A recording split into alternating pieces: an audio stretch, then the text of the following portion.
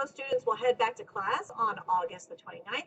That means now is the time you're getting the supplies, a first day outfit, you're getting ready for those early mornings once again. It's also the time of change for pets that will be left at home.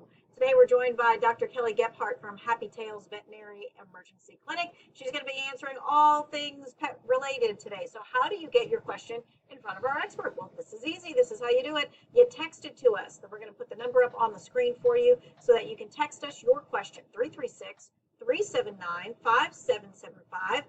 These questions are anonymous, but you get your question answered in real time. And we're going to be taking your questions throughout the next half hour. All right, so first and foremost, the kids are heading back to school. Yay, right? All the parents are saying, thank goodness, right? How can you prepare your pet for that schedule change? Right, so this is a time of transition and anxiety for everybody, the kids, the parents, the pets, and the pets can sense all that kind of amped up energy. And this is also an interesting time because it's also post-pandemic. So the summertime, everybody's home and around the pets all the time.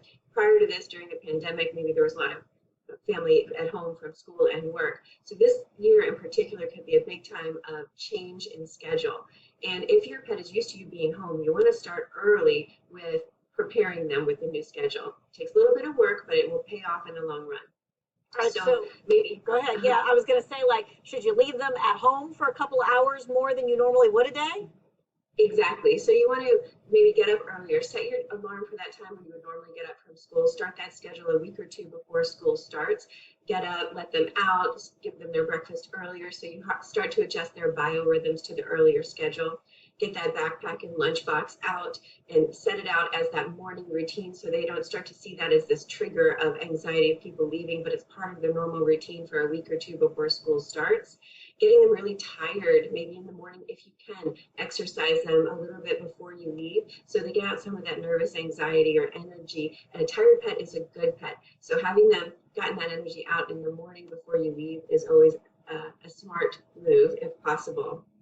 It's challenging because sometimes getting ourselves out the door on time is hard enough, but you know. So those are some things you can do, and really watching your pet for signs of anxiety, like excessive barking, drooling, panting, pacing, destructive behaviors like chewing on door frames, or other things that they may do. If you see those signs of separation anxiety, talk to your regular vet and see if maybe they have some recommendations or medications to help your pet through this time of transition.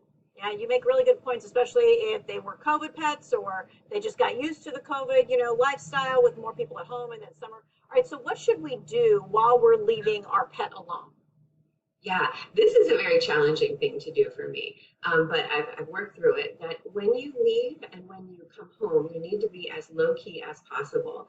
As much as you want to give them lots of kisses and say, I love you, I miss you, I'm so sorry, I have to go, that actually amps up their anxiety. So being as low-key and making that departure and arrival as low-key as possible is really important. Give them a tasty treat to distract them and slip out the door. When you come home, if you can, do your best to ignore them for 3 to 5 minutes or until they get down through that excitement, maybe settle back on their bed, then go over and say hi. But when you make it as uneventful as possible during the leaving and the arrival home, it actually decreases their anxiety. When you make it a big deal, then it actually amps their anxiety. So it's hard for us. Sometimes I walk out the door like, oh, I feel so bad, I want to give them kisses, but I know it's better not to do that. Dr. Gebhardt, I physically went, what? When you said try to ignore the dog for 3 to 5 minutes when you come home? It's so hard. It's so hard. They've got all the wiggles going and all the tails going. There's no way. I know. It's so hard, but it works. I swear it works. It's so hard. And it's harder on us than it is on them. But then you notice that they start to get a little bit more chill when you get home. And it starts to slowly decrease in that anxiety and excitement. And ultimately, it's better for the frame of mind when we're not home to do those things during the departure and arrival. It's hard, but it's good. It's good for them. Okay. All right, so what do you need to watch out for when it comes to the backpacks and the lunch boxes that are soon going to be, always on the floor or on the chair or whatever? Yeah, that is something that we don't really think about as being a source of potential problems for our pets. But pets like to snoop around and smell the new smells and see what's in there. It's very attractive, and they can get into some trouble by creating, if they ingest something, it could create a foreign body obstruction or even a toxicity. So those are things we might not think about. But leftover lunches, kids take raisins in their lunch. They might have sugar-free products with xylitol, which could be toxic, macadamia nuts, onions, garlic. If they left food in their backpack and it got moldy and your dog eats it, it can cause some toxicity from that, leading to tremors. Also, the cold packs that are used to keep lunchboxes cold, if they bite those, that can cause a toxicity. And then we don't think about medications. ADHD medications, asthma medications like albuterol inhalers. We see a number of those every year from dogs chomping on an albuterol inhaler and getting albuterol toxicity. Over-the-counter medications that you may have for colds, anti-inflammatories, any of those things, if a dog eats it, dogs in general, less so cats, but because they're not inclined to get in as much trouble as dogs. But if they get any of these things, they can lead to toxicities.